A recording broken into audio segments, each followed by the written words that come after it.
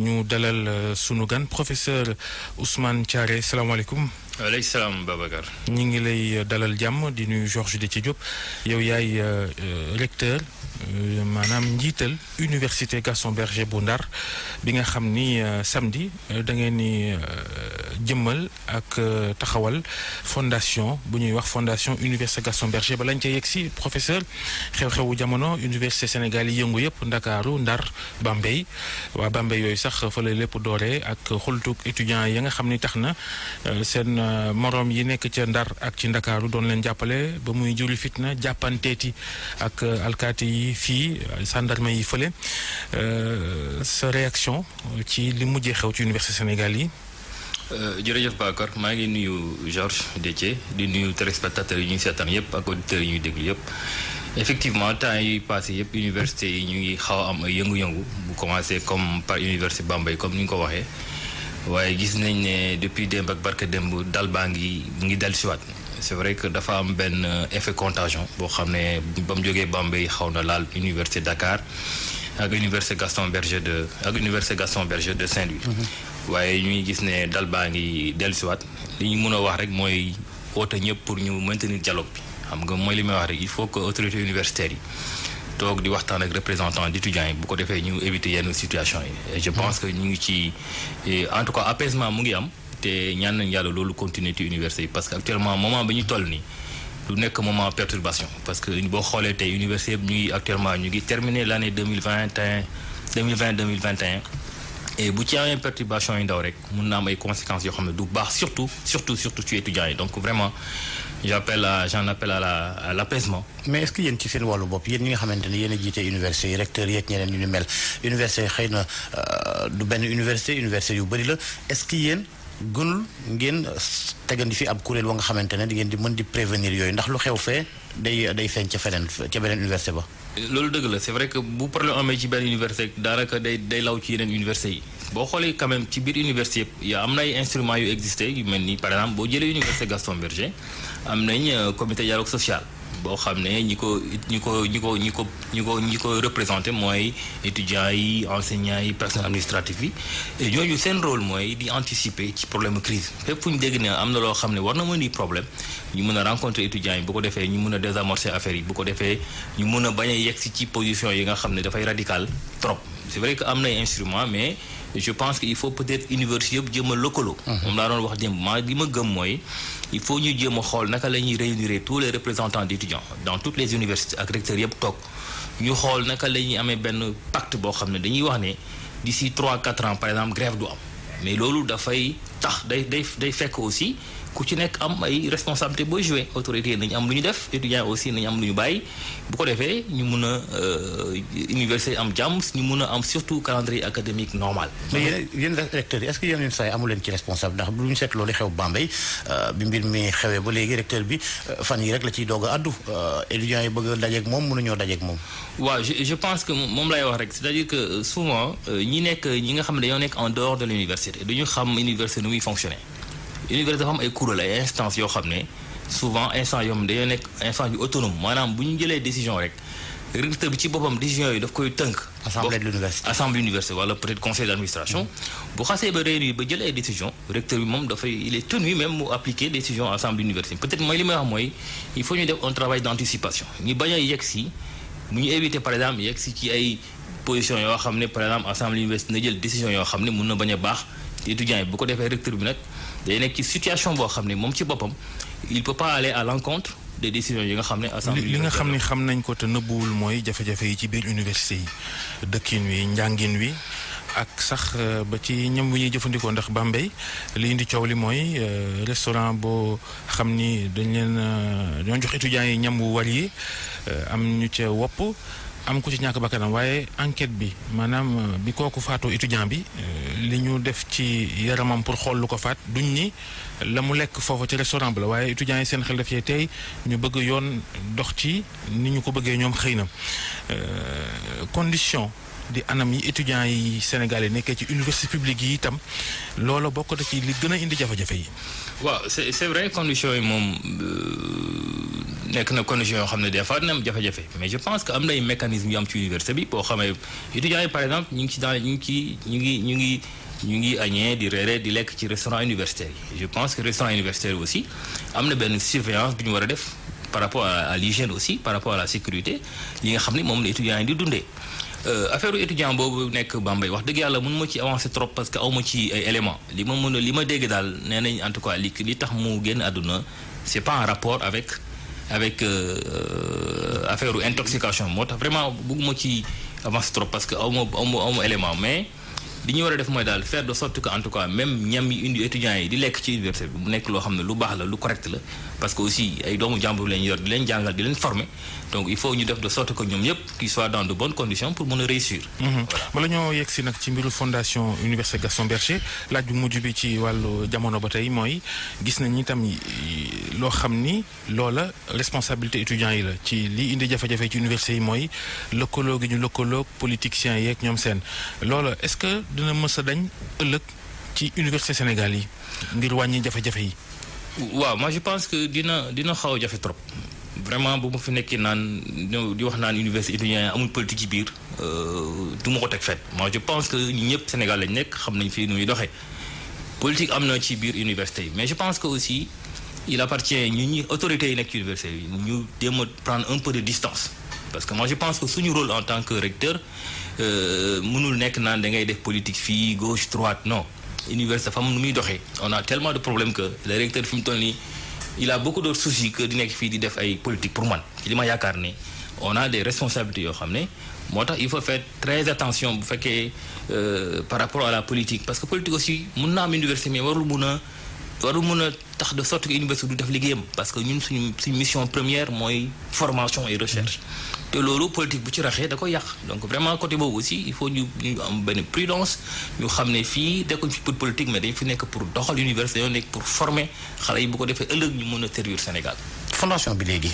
ëllëg samedi ngeen di procédé lancement bi foofu noonu ci université Gaston Berger bu Saint-Louis université Dakar am na déjà ab fondation ngeen nam ci lu bëri est-ce que fondation boobu li tax mu juddu moo di ressources yi nga xamante ne moom la université manqué léegi pour def yenn yi. loolu dëgg la xam nga boo jëlee université Gaston Berger de Saint-Louis université bi ren am na fanweeri at ak benn. université bi formé na ay étudiants yu bëree bëri yoo xam ne tey foo dem ci état bi ci àdduna bi ñu ngi occupé ay places yu importantes ñu yaakaar ne donc jot na moment boo xam ne war nañu mën a créer fondation pour dëggal li nga wax université yi seen budget état moo ñu koy jox état moo ñuy jox lépp mais budget bi ñu état di jox mënuñ ci à la fois def toutes les missions moom mooy recherche formation ak service à la communauté li ñuy jox l'essentiel dañ koy utiliser pour ce qu'on appelle les charges du personnel mooy salaire yi ngay fay ak des charges incompressibles maintenant ce qui fait que ñun on a des difficultés des fois pour financer la recherche maintenant fondation bi dafay nekk benn instrument benn levier boo xam ne daf ñuy jàppale bu ko defee ñu mun a am ay ressources additionnelles bu ko defee ñu mun a remplir correctement mission yi nga xam ne moo nekk ci université bi lépp état mënu ko def donc ñun aussi suñu mission en tant que recteur suñu mission en tant que université mooy ñu xool naka la ñuy ute ay ressources additionnelles bu ko defee ñu mun a non seulement lijjanti gëstu bi ci université bi mais aussi def du service à la communauté mooy servir population yi te fondation bi aussi loolu moo ko tax a jóg fondation bi day nekk interface entre université bi ak communauté yi moom mooy dem uti alal bu ko defee ñu xool naka la ñuy def ba université mën a remplir mission correctement. léegi fan ngeen yaakaaree uti yeneen i alal ngir gën a def liggéey bi ngeen bëgg a def ci université Gaston Berger bu Saint-Louis ak fondation bi ngeen di sanc ëllëg. waaw ci cadre fondation bi université li na ma def mooy am une plus grande ouverture à l'international bu ko defee ça daf ñuy permettre ñu mën a réorienter aussi suñu coopération ak suñu partenaire en fonction par exemple si suñu besoin ak suñu potentialité boo jëlee université Gaston Berger de Saint-Louis am nañ benn ferme agricole boo xam ne 30 hectares la kooku incha allah bu fondation bi taxawee fondation bi war na mu dem uti ay moyens pour ñu développer valoriser ferme bi am nañ aussi yeneen projet yoo xam ne bu fondation bi exister ba taxaw na mën a dimbale université ba mën a atteindre objectif yooyu. est-ce que jotul université yi lëkkaloo naam sax ñu ngi ko doon wax ay at a ngi nii jéem a lëkkaloog yi nga xamante ne ñoo di entreprise yi pour yenn yi du nekk ci benn épine ci seen i tànk. effectivement boo xoolee tey benn ci mission principale fondation bi mooy naka la ñuy mobiliser entreprise yi pour ñu ñëw ci biir université financer recherche. maanaam partenariat public privé. partenariat public privé boo xoolee tey même les formations depuis réforme LMD bi formation yi ñuy def yëpp formation boo ci jël 25% aujourd'hui en professionnels dañuy ñëw intervenir ci formation te professionnels en général yi ñuy jógee ci entreprise yi. il faut que entreprise yi xam ne li ñuy def université qualité la baax na ci produit yi ñuy formé bu ñu leen formé ëllëg nañ mën a servir entreprise yi c'est pour ça que ñun fondation bi aussi l'une des missions dafay dem ci entreprise yi mobiliser leen pour que ñoom seen bopp ñu ñëw financer université financer recherche ci université parce que recherche aussi dañ koy axer sur leur propre problématique donc loolu aussi rôle fondation bi la ñu ngi xaar aussi fondation bi jouer rôle boobu comment mobiliser les entreprises pour que ñu ñëw aussi dugal seen loxo ci université boo ko defee université bi jëm kanam voilà. yaa ngi naan am ngeen ferme xeetu tóokóor maanaam tool su mag soo xam ni yaakaar ngeen ci def alal mbaa jumtukaay ngir mu dimbali leen ngeen am ci dara ci naka lu ngeen fay bay ñan ñoo koy bay ak lu ngeen yaakaar ne xëy na bu ngeen ko yembalee. dana am lu ci rote. waaw ferme bi sax mu ngi liggéey mu ngi génnee alal université Gaston Berger peut-être que niveau bi mu toll dañ ko bëgg a yokk mais boo jëlee ferme bi am ci 30 hectares yi dafa am 15 hectares boo xam ne c'est pour la partie pédagogie xam nga bu leen fàtte ne Ndar am nañu université bu am nañu UFR boo xam ne UFR agronomie la ñuy def élevage ñooñu foofu. maanaam ci laaj woo xam ne jàng ko tax a jóg. voilà 15 hectares yi pour loolu la pour jàng waa UFR agro élevage yeeg yeneen 15 hectares yi nag moom la ñuy waxee partie génératrice de revenu dañ fay béy par exemple xaal dañ fay béy démb rek ñu ngi def benn affiche pour jaay ay xar donc lépp dañ koy def ci partie génératrice de revenu bi am na agriculture l'année dernière signé nañ benn convention avec la compagnie sucrière sénégalaise mu war fa ñëw def benn serre bu rëy boo xam ne après les ressources seront partagées avec l'université donc loolu aussi dañoo bëgg fondation bu ñëwee mu gën ko yokk ñu mun a am beaucoup de moyens supplémentaires bu ko defee ferme bi rek war na mun a tax université dootul soxla peut-être di utu xaalis feneen. ñu ko développé bu baax. mais looy tontu ginnaaw yaa ko jiite looy tontu ci ni ci ñi naan université Gaston Berger na mu meloon bu njëkk qualité bi wàññeeku na. waaw loolu dañ koy wax mais man en tant que recteur je le défends toujours man fa laa jàngee université Gaston Berger de Saint-Louis c'est vrai que bañ fay nekk y avait moins d'étudiants. état bi dafa décider yokk orienté bachelier ci public bi li may wax rek mooy université aussi ku nekk il faut nga récupérer jël ay bachelier di leen former mais loolu taxul qualité formation bi yàqu université Gaston Berger de Saint-Louis université Gaston Berger de Saint-Louis gëm naa ne formation yi ñu fay def c'est des formations de qualité et que étudiants yi nga xam ne ñu ngi leen di former ñuy génn di fa diplômer ñu ngi am liggéey étudiant boo ci jël par exemple bu diplômé université d'ici 1 an ou bien 6 mois gis di ko dégg ne mu ngi liggéey quelque part te loolu sax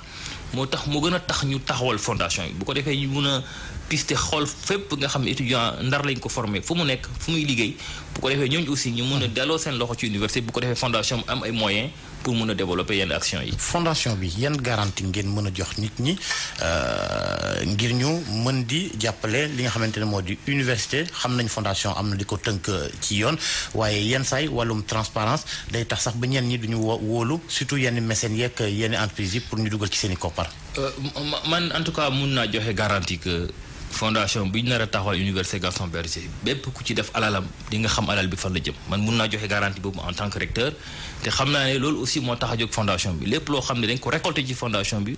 dinañ ko publier mu leer ñu ne lii lañ jot te lii lañ ci def pour développer université Gaston Berger de Saint-Louis donc vraiment côté boobu bëgg naa rassurer ñëpp tout se fera dans la transparence la plus totale bu ko defee même ki nga xam ne nekkul université Gaston Berger de Saint-Louis sax mun na xam ne lii la ñu récolter te lii lañ ci def pour université.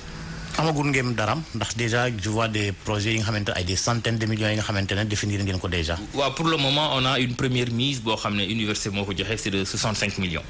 boo xam ne c'est pour démarrer les activités mais en même temps aussi il y a beaucoup de partenaires qui vont venir participer à la li gën a tax fondation bi am doole pour mun a en tout cas remplir les missions de l'université voilà. jërëjëf professeur Ousmane Thiaré. jërëjëf njiital université Gaston Berger bu Saint-Louis professeur mathématique